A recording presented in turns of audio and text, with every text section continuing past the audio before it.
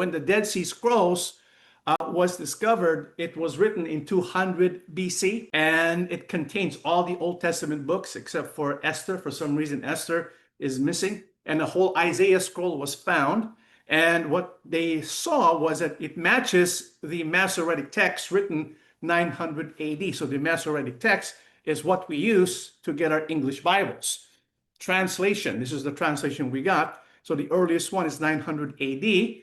Now before that, so there were many people who were thinking, well, if our earliest manuscripts was 900 AD, well, maybe there are errors, maybe there are discrepancies when you compare to the original one. Well, it turns out when you go back to the Dead Sea Scrolls, they found Isaiah scrolls, and lo and behold, amazing accuracy and precision.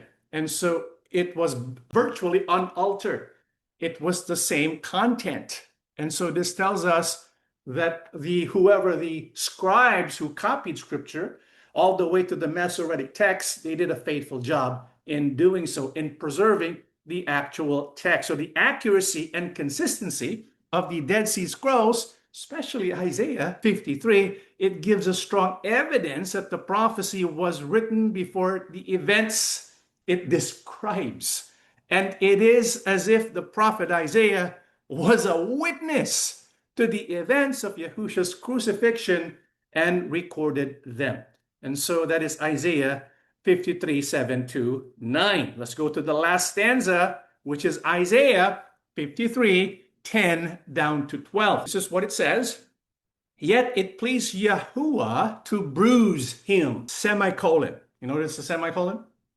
And he has put him to grief. He shall see the labor of his soul and be satisfied. By his knowledge, my righteous servant shall justify many, for he shall bear their iniquities. Therefore, I will divide him a portion with the great, and he shall divide a spoil with the strong, because he poured out his soul unto death, and he was numbered with the transgressors, and he bore the sin of many and made intercession for the transgressors. And so what we have in this last section is to give a reason for why the gospel or salvation based on substitutionary atonement is according to the law of God.